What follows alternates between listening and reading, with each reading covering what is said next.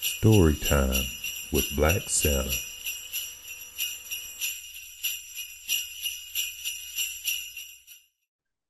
Well.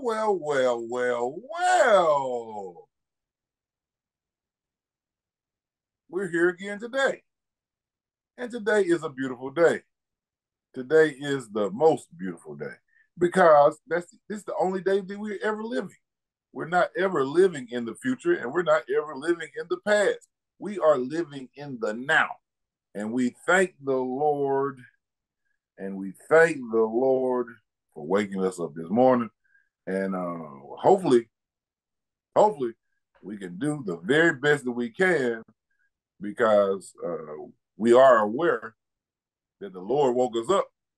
So we are pretty hopeful that he'll give us what we need to go throughout this day lovingly. And I am Black Santa. And we also have Omega Jim. It's been a beautiful day. And we can't complain. Now, what are we talking about today? First of all, we're talking about how my soul doesn't feel right by doing anything. Not doing a show, not going over to meet with my mom, not going over to watch TV. It doesn't feel right because this character and the English that comes out of this mouth, and he knows what his real language is. His language is a bodum. That's his name. That's what his language is. But if I spoke a bodum, who would I be talking to? Who would I be talking to? Well, it wouldn't be anybody who would get anything from this thing that we're doing right now, because not many people know Haboda. But, a lot of people know English, so that's what I'm doing. But it makes me sick to have to speak English just so other people can understand me. I don't like that. But hey, it is what it is. But I took a little bit of a no talkie. I took a no talkie because I was kind of mad. I was kind of mad. So I just went no talkie. And then I was like, man, if I don't want to talk, I know the elves and the Santa's helpers, they don't want to talk either. So I told them to take it off the year. Take off the year. So, maybe they'll come and say, forget what Black Santa talked about. We ain't taking out the year. But for these first few points, they have. I'm glad they took off this year. I got a job offer. A job offer to be a prophet. Yeah, I got a job offer to be a prophet, and the name of the church is the Triumph. And they said, we need you because we believe you are a prophet. I said, I'm just a Black Santa. But they said, we believe you're a prophet. So they want me to come and talk to people. And that was just by us doing this. Yeah. So they talked to me and said they need a prophet, and they want me to come and be the prophet of the church. I said, oh, okay. So, at least you can do what you want to do, and you don't never know. You don't ever know what God has for you, and you don't know what you have actually for yourself. But you have to do what you can do first of all. If you can do what you can do, then you'll understand what God has in store for you. But if you just sit on what you have, you'll never know what God has in store for you, because what he has in store for you, it's about what you put out. then he'll show you what he has for you. But if you don't put out, he can't show you. So, it's good for you to do something so somebody can help you out. All right. Now, some churches that I actually have gotten some goodies from. And this is G Grove, Pine Grove, and Zion Hill. So I'm thankful for everything they did and everything they continue to do. G Grove, Pine Grove, and Zion Hill. So that would be 3 more that you can add. So if somebody asks, why does he always talk about the churches? Well, that's only people's not only people, but a lot of people are giving, and they're giving through the church. So it's all good. Now I'll talk about John 4:24. And it says, God is a spirit, and they that worship him must worship him in spirit and in truth. That is John chapter 4, verse 24. So first of all, it tells us that God is a spirit. The second part, it says, and we that worship him must worship him in spirit and in truth. But what about how fine I am? Don't that mean something? Well, not according to what God is looking for. You got to be right in the spirit. So, you might can waste right? Why did I say waste? You might can use your whole life in getting your body right. But if you didn't do anything to that spirit, you're not what God is looking for. He is looking for people that are going to use their spirit to worship him. You got to see what's going on inside this world that we're in and see what God needs. And then hopefully, you can tap into that and you can continuously work every day because you're doing what God has you do. One thing that I realized, God don't care nothing about you. He doesn't care nothing about you. If you want to settle down your own way, but if you want to do it the way God wants you to do it, it's certain things that he wants. Like one thing I can just think of, he says that a prophet is not welcome in his own country. So I have to think about this because of triumph. Obviously, it's not where I'm from. You see what I'm saying? So I have to, if I'm going to step up and move on with him, I'm going to have to get up and go because it's not in my own country. So, this is just things I got to think about.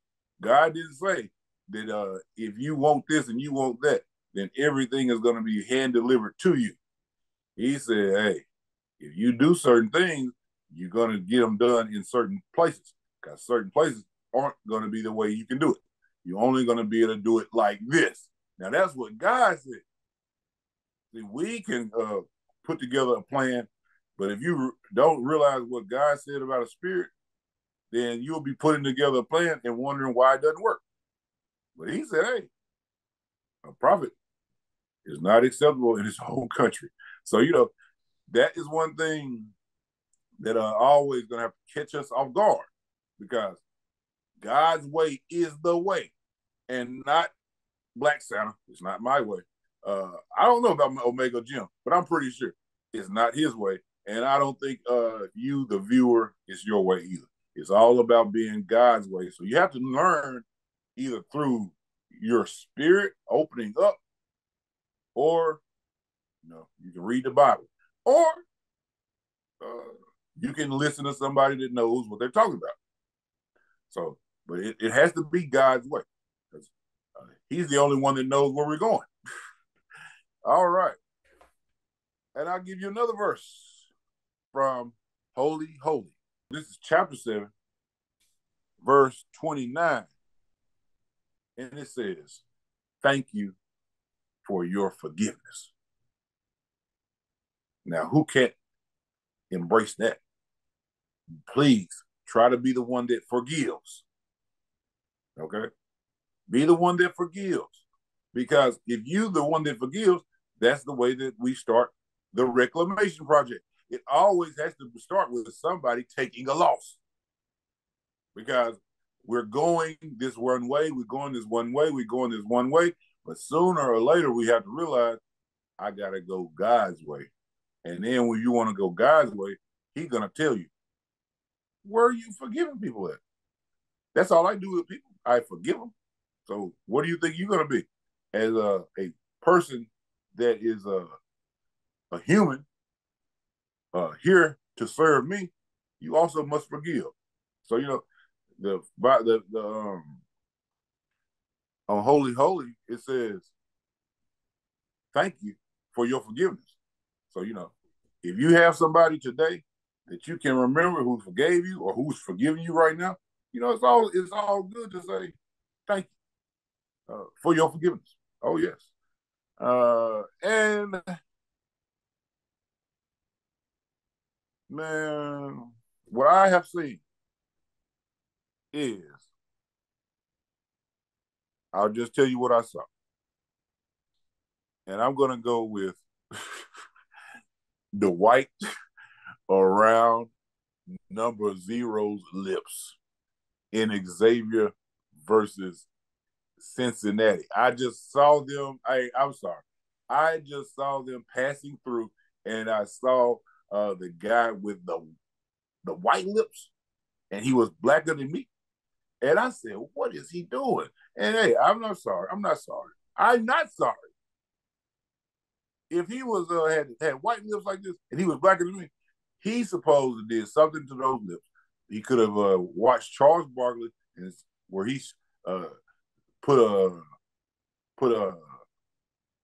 vapor rub in his navel so he could always reach in there and put some lips, put something around his lips.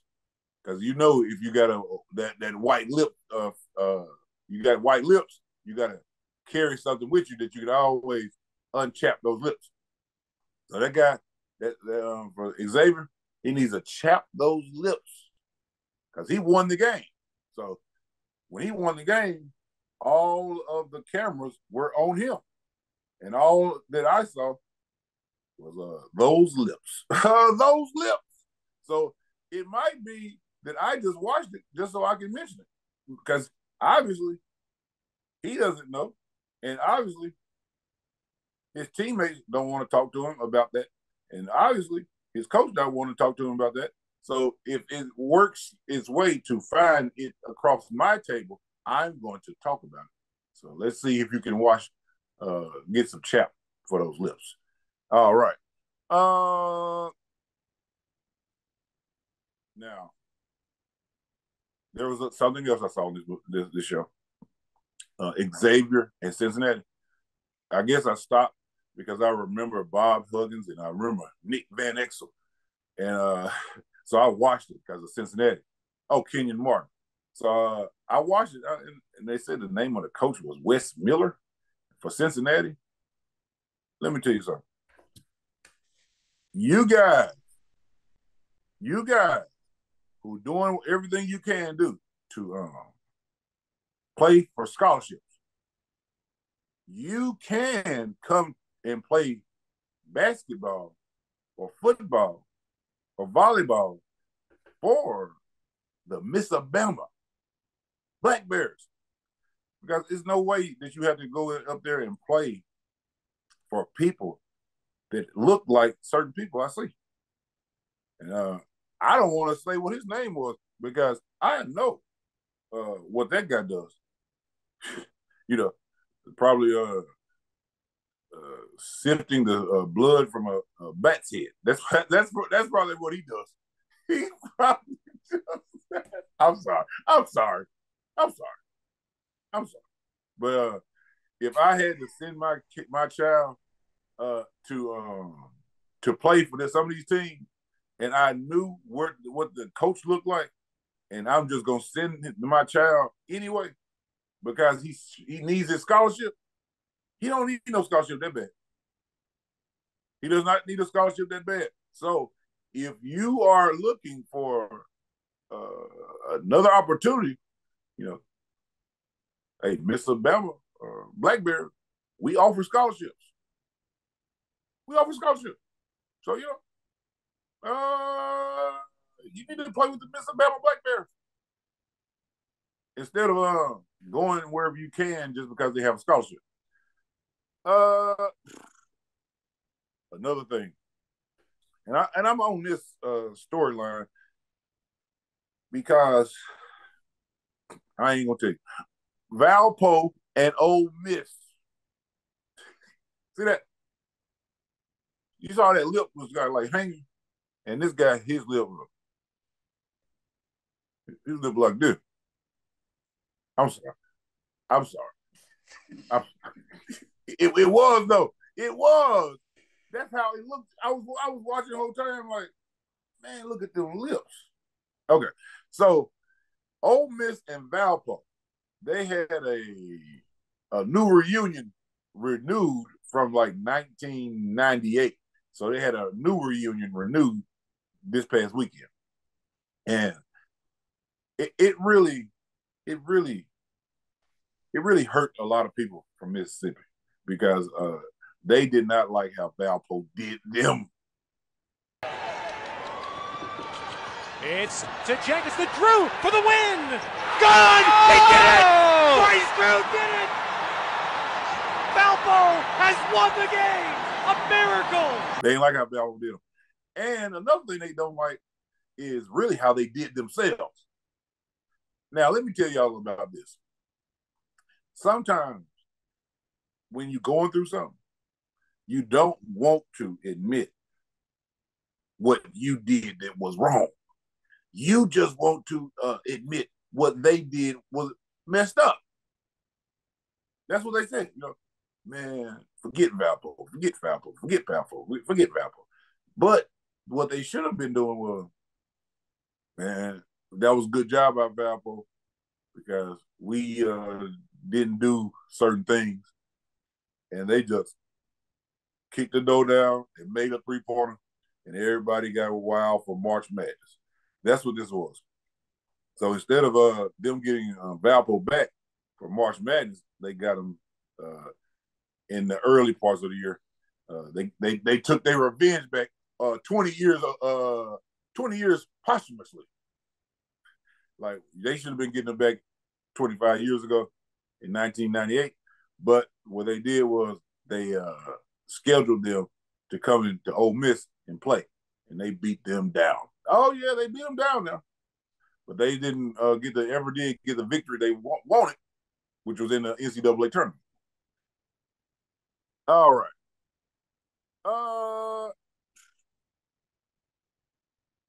You know what? I see why we started on this.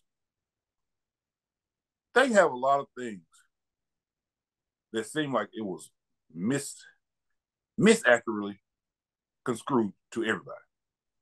Because I watched this game, and it said that Sandy and John Black, and I was like, Sandy and John Black. It said, yes, this is the Sandy and John Black Pavilion. And I was looking at them like, this ain't no Sandy and John Black Pavilion. They said, yes, it is. And I said, no, it's not. I used to go to Ole Miss games. And the people that was over them getting a pavilion from a tad pad to a pavilion was a bunch of black guys. A bunch of black guys. So I guess that might be a code.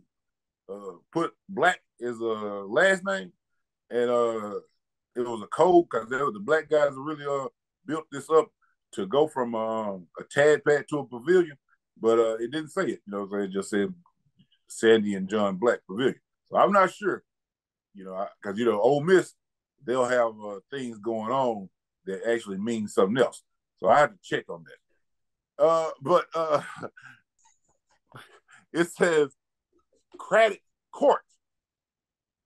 Credit court.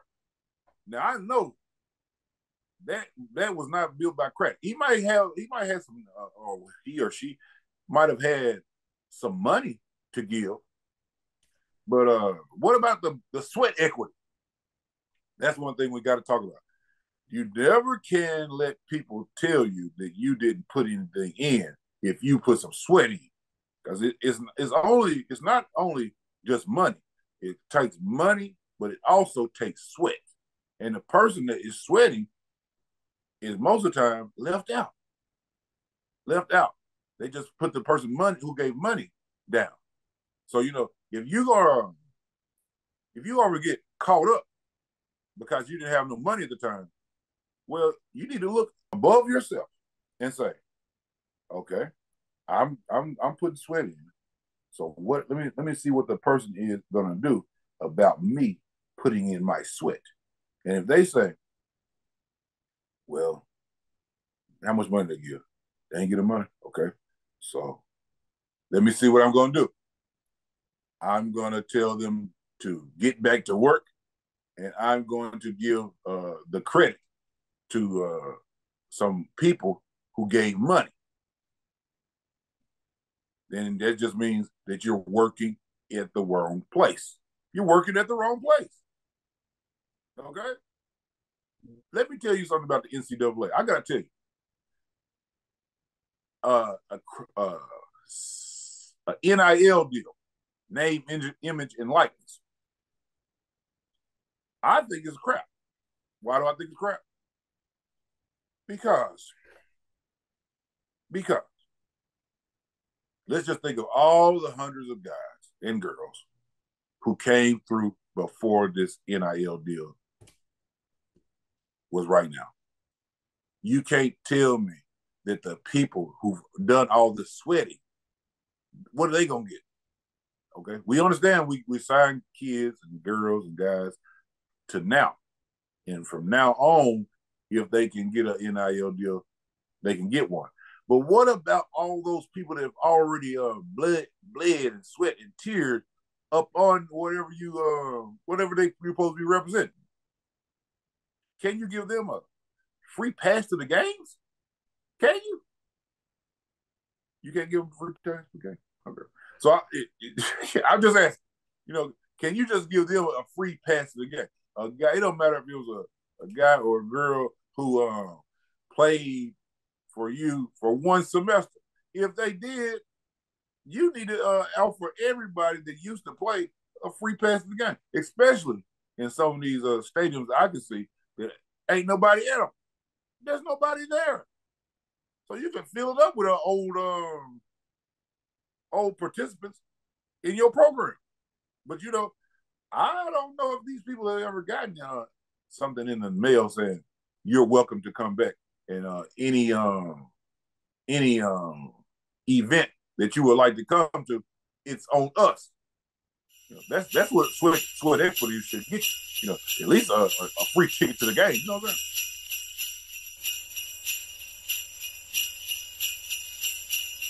saying? Story time with Black Santa.